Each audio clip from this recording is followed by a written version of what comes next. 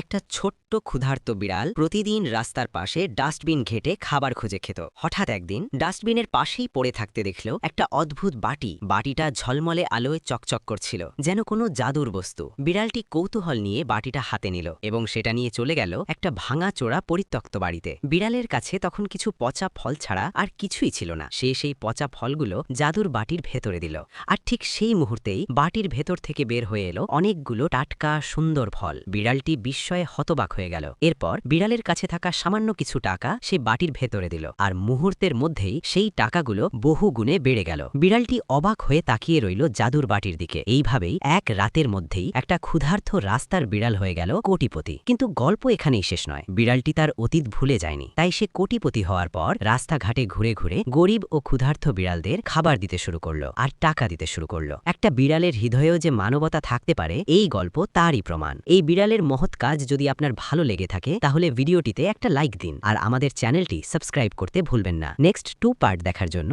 সাথে থাকুন।